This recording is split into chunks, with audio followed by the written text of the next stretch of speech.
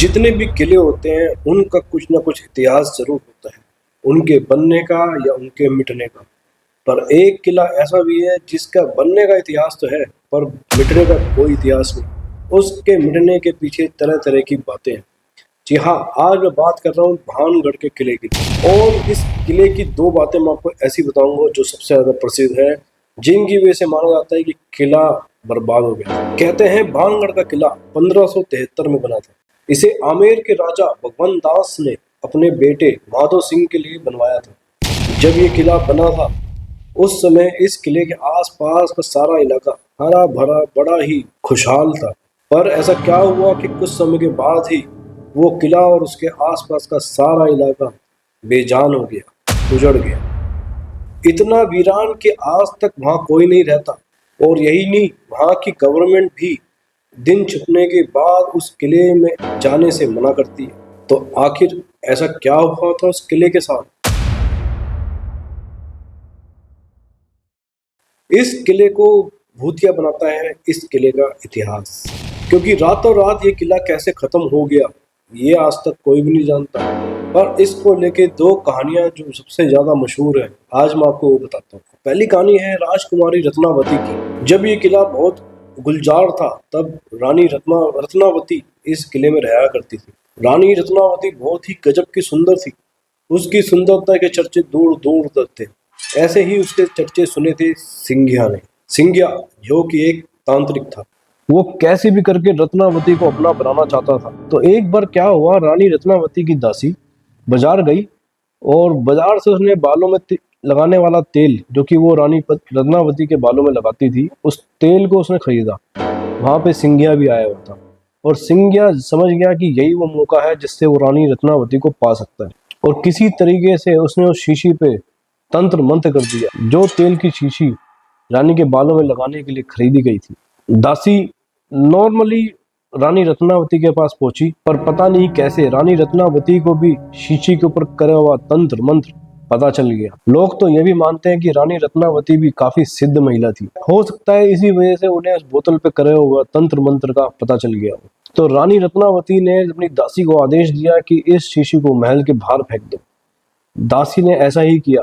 दासी ने वो शीशी महल के बाहर फेंकी और वो शीशी जाकर एक बहुत बड़े पत्थर पर गिरी। अब उस शीशी पे तो तंत्र मंत्र था, यानी कि जादू, और उस जादू से वो जो सारा जादू वाला तेल उस पत्थर पर बिखर गया और वो पत्थर सम्मोहित हो गया, यानी कि वो जादू जो था सारा का सारा उस पत्थर पे हो गया। सिंघिया ने जादू ये किया था कि जैसे ही रानी रत्नावती इस तेल को लगाएगी वो उस तांत्रिक सिंघिया के पास खींची चली जाएगी। पर हुआ उल्टा, वो तेल सारा उस पत्थर की बहुत बड़ी शिला पर गिरा। पत्थर की शिला पर तेल गिरा होने की वजह से वो सिंघिया के पास खिसता चला गया। इससे पहले कि सिंघिया कुछ समझ पाता या उसका उपाय कर पाता, वो शिला जो थी वो सिंघिया के ऊपर जाके चढ़ गई। अब सिंघिया के धीरे धीरे प्राण निकलने लगे। धीरे धीरे मरते हुए सिंघिया ने जादू से अपने वहां के सभी लोगों को मार डाला। रानी रत्नावती भी मारी गई और उसने श्राप दिया कि जिस तरीके से वो रातों रात तड़प तड़प के मर रहा है, इसी तरीके से ये इलाका, पूरा महल भानगढ़ समेत पूरा इलाका तबाह हो जाएगा। इसीलिए वो कहते हैं कि रातों रात ये किला बर्बाद हो गया था। सेकंड स्टोरी मैं आपको सुनाता हूँ बाबू बालू नाथ की। ये भी बड़ी मशहूर स्टोरी है, तो एक कारण माना जाता है कि भानगढ़ किला इनकी वजह से भी बर्बाद। कहते हैं कि जब ये किला बनाया जा रहा था तो बाबा बालू नाथ का आश्रम था। उन्होंने राजा भगवंत दास को अपने पास बुलाया। भगवंत दास जी उनके पास आए और उन्होंने कहा कि ये महल तुम बना तो रहे हो, पर इस किले को इतना ऊंचा मत बनाना कि मेरे आश्रम सूर्य का प्रकाश न। उस समय के ऋषि मुनि बहुत सिद्ध होते थे, तो राजा ने उनकी बात मान ली और उसको इतना ऊंचा नहीं बनाया जिससे कि बाबा के आश्रम तक सूर्य का प्रकाश नहीं पहुंचे। पर भगवंत दास के बाद उनके पुत्रों ने इस किले के ऊपर निर्माण दोबारा शुरू किया। उन्होंने बाबा बालूनाथ की बात को नजरअंदाज करते हुए किला इतना ऊंचा बनाया कि उनके आश्रम तक सूर्य का प्रकाश आना बंद हो गया। तब बाबा बालूनाथ ने श्राप दिया कि ये किला कभी नहीं बस पाएगा और धीरे धीरे करके उस किले के सभी लोग और आसपास के सभी लोग मरने लगे। और इस तरीके से कहा जाता है कि उनके श्राप की वजह से भी किला जो है वीरान हो गया। ऐसी एक और रियल स्टोरी मैं आपको सुनाता हूँ जो कि मेरे दोस्त के साथ हुई थी। मेरा दोस्त मनोज जो भानगढ़ के पास ही एक अपने किसी कंपनी में प्रोजेक्ट के लिए गया था। तो वो जल्दी फ्री हो गया तो उसने बताया कि वो वहाँ से भानगढ़ किला घूमने गया। किले में घूमते हुए वो धीरे धीरे उस कमरे तक पहुंचा जहाँ पे रानी रत्नावती नृत्य किया करती थी।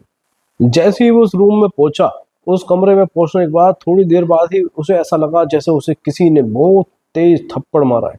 वो घबरा गया और डर के मारे वो बाहर आ गया।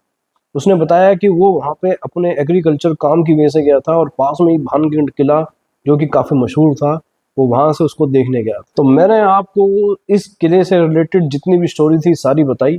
अब किस पे यकीन करना है नहीं करना है ये आपके ऊपर है। और वीडियो अच्छी लगी हो आज की तो इसको लाइक करना, चैनल नया है इसको प्लीज़ सब्सक्राइब कर देना। आपके सब्सक्राइब और लाइक से मोटिवेट होता हूँ। तो तब तक के लिए take care and bye bye, और अपनी मिलेंगे एक और न्यू रियल स्टोरी में।